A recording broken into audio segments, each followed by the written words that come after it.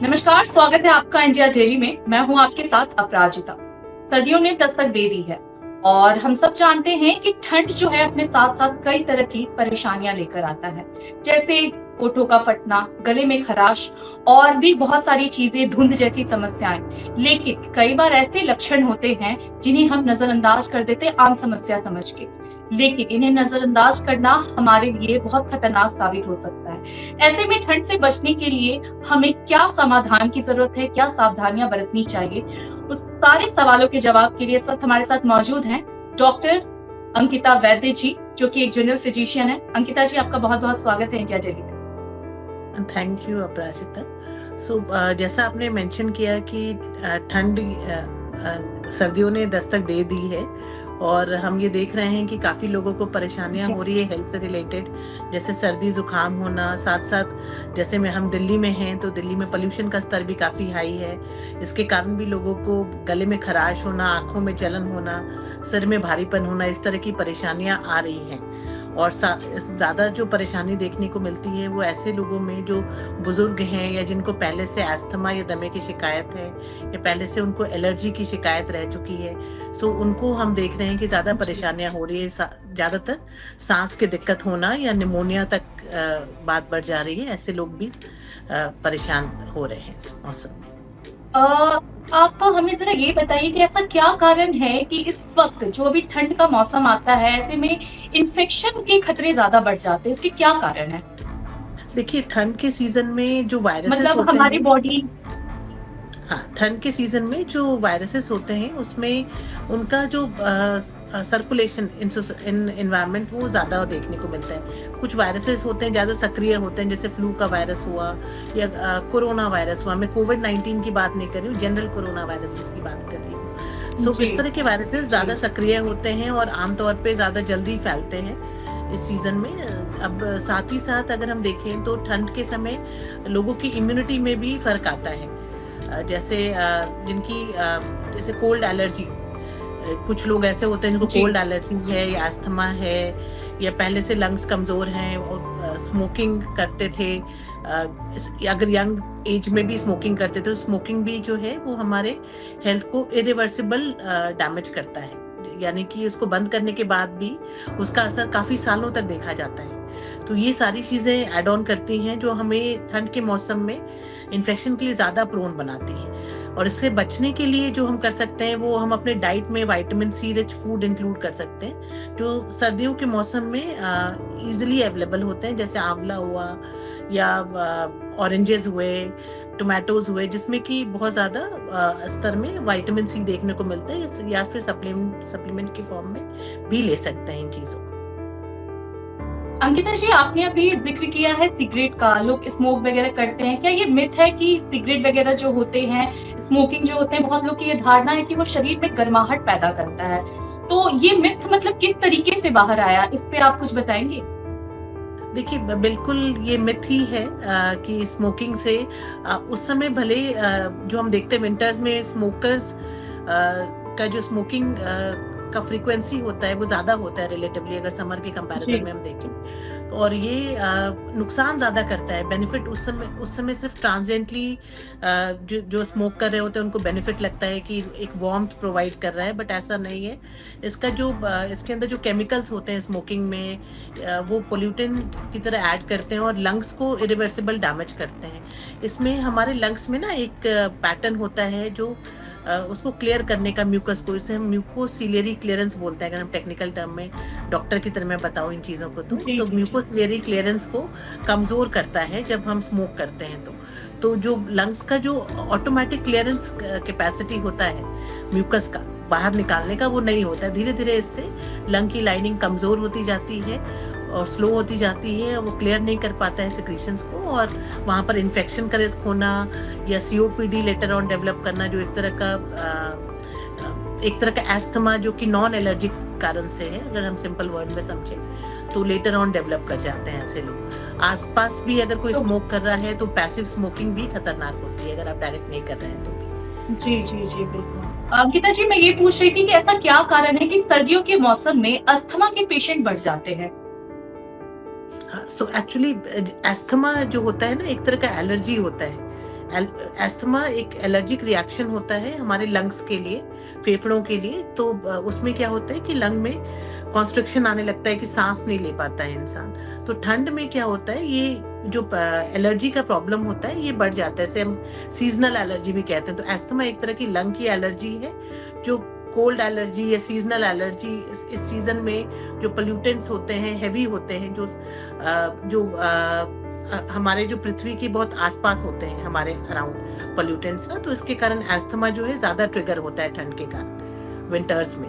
तो seasonal allergy यानी कि विंटर एलर्जी, और साथ साथ हेवी पोल्यूटेंट्स जो होते हैं वो पृथ्वी के सतह के नियर होते हैं, तो उसके कारण अस्थमा ज्यादा देखने को मिलता है। अस्थमा का एक्सासर्बेशन जिसे हम कहते हैं वो ज्यादा देखने को मिलता है विंटर्स के सीजन।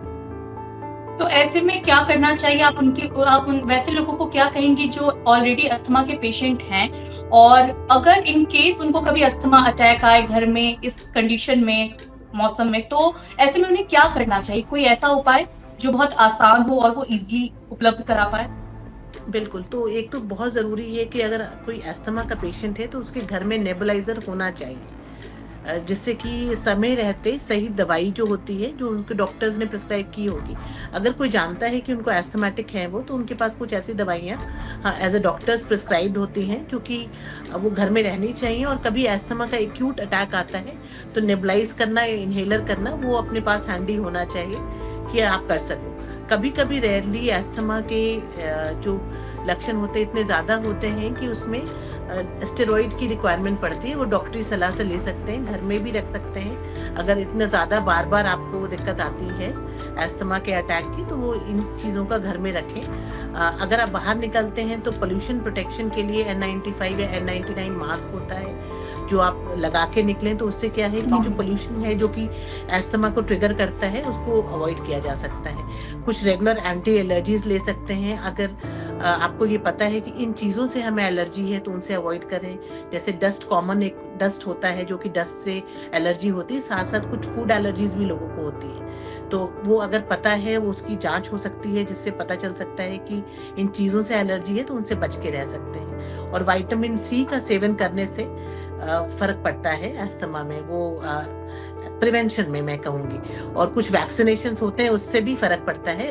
जैसे जो वायरल की वैक्सीन होती है, फ्लू की वैक्सीन होती है, इन्फेक्शन प्रिवेंट करता है, तो अस्थमा के एक्सासर्बेशन को भी प्रिवेंट करता है ये चीज़।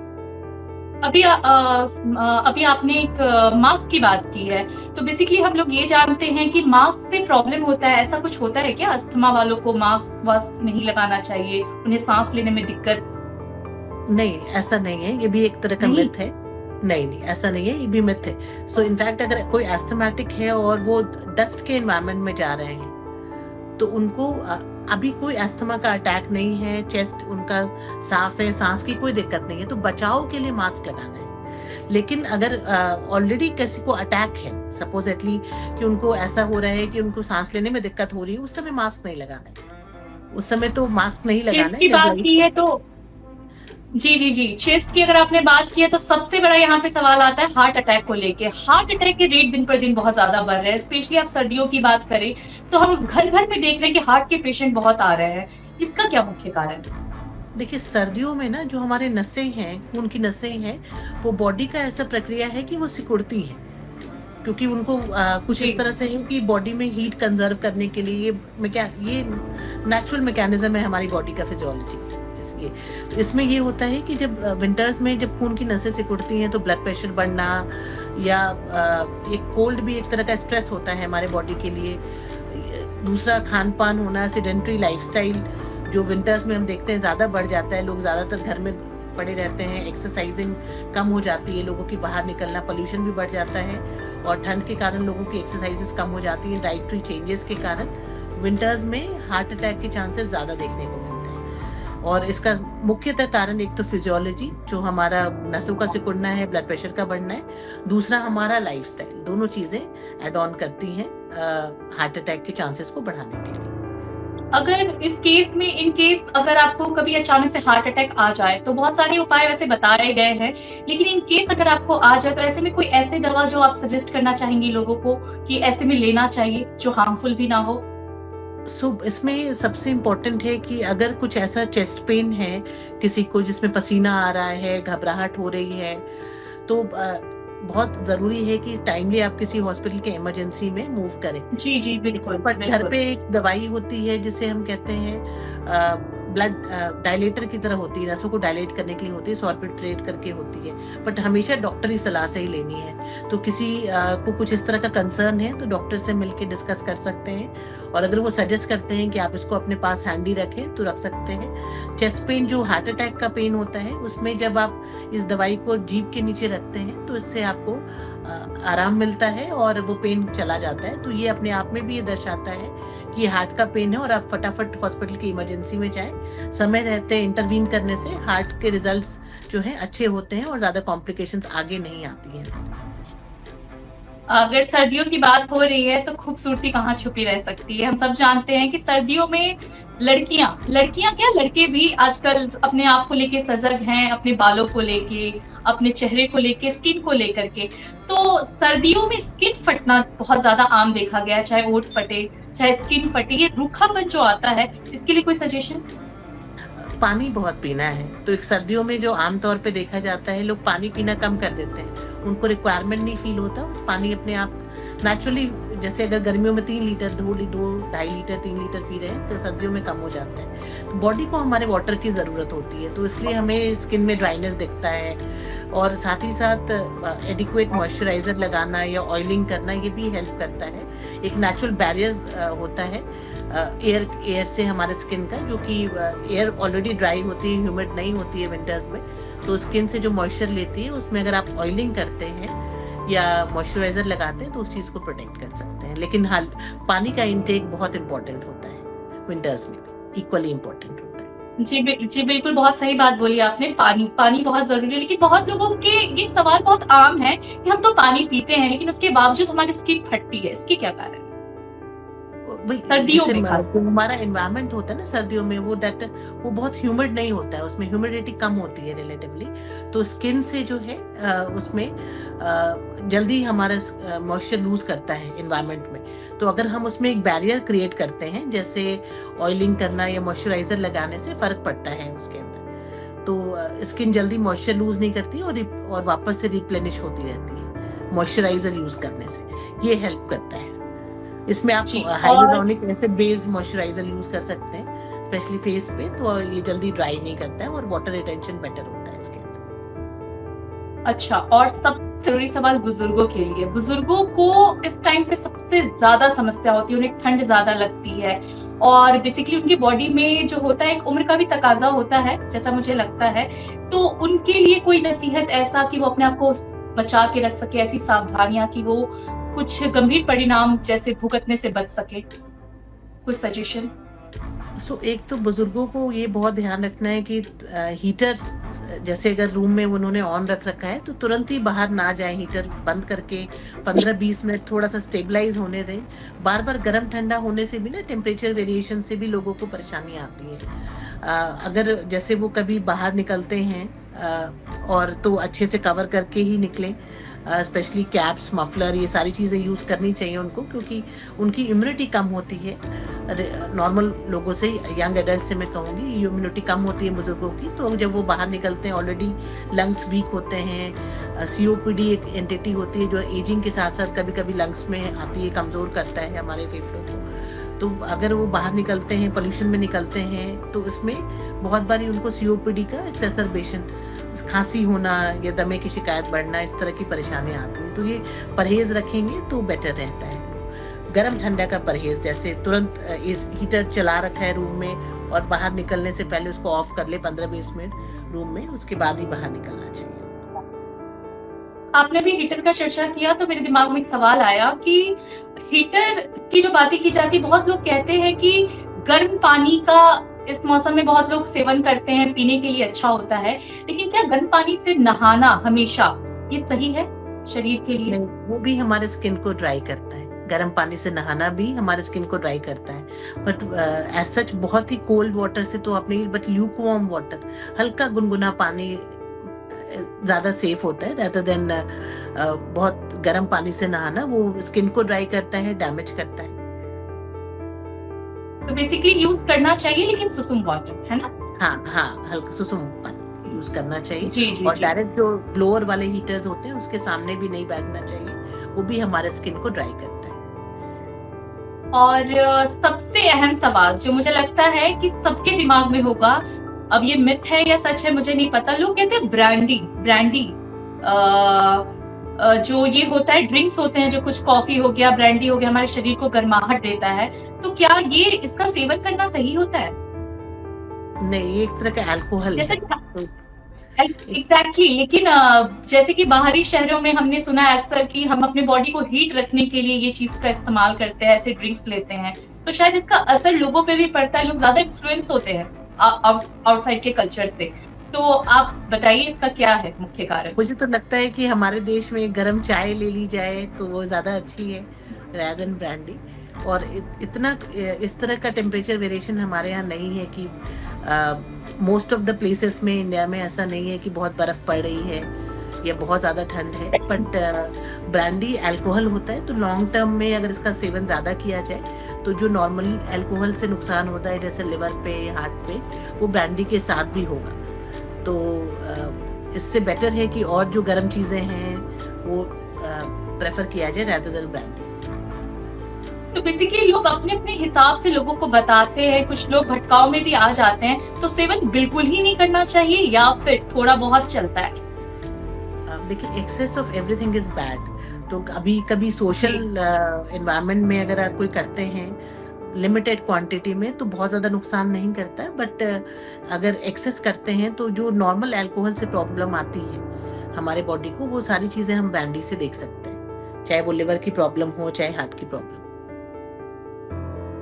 अब हम आते हैं बच्चों पे। बच्चों जो नवजात पैदा लेते हैं उनके लिए आप क्या सजेशन देंगी, क्योंकि उनके लिए बहुत सावधानियां बरतनी पड़ती हैं, तो ऐसी माओ को जो अभी अभी माँ बनी है, ठंड का मौसम है, सर्दियों ने दस्तक दी है, तो ऐसे माओ को आप क्या सजेशन देंगी कि वो क्या ऐसी सावधानियां बरते क्योंकि जो बच्चे हैं वो बहुत ही सही से रह सके?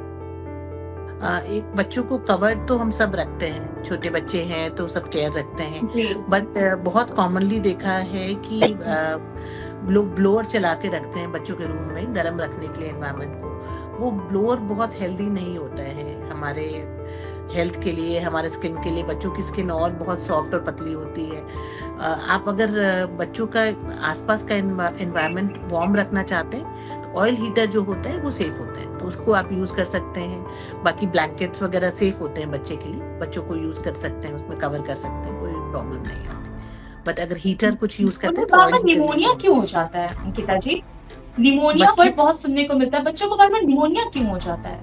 बच्चों की ना इम्यूनिटी कम होती है, तो इस सीजन में जैसा मैंने बताया वायरसेस सर्कुलेशन में होते हैं, काफी ज्यादा एक्टिव होते हैं और एक दूसरे से फैलते हैं। तो अगर किसी को भी ये इस तरह की प्रॉब्लम आ रही है, छींक आना, खांसी आना, बुखार आना, तो उस कंडीशन में बच्चे के आसपास, छोटे बच्चे के आसपास नहीं जाना चाहिए, वो जल्दी इन्फेक्शन कैच करते हैं। और अगर उनको इन्फेक्शन होता है तो हो सकता है बड़ों को हल्का सर्दी जुकाम होकर निकल जाए, बट बच्चों को निमोनिया तक भी पहुंच सकता है। इसीलिए बच्चों में वैक्सीनेशन का बहुत इंपॉर्टेंट रोल है और हमारी गवर्नमेंट काफ़ी एक्शन चाइल्ड पीडियाट्रिक वैक्सीनेशन पे काफ़ी सक्सेसफुल प्रोग्राम चल रहा है अभी इंडिया में।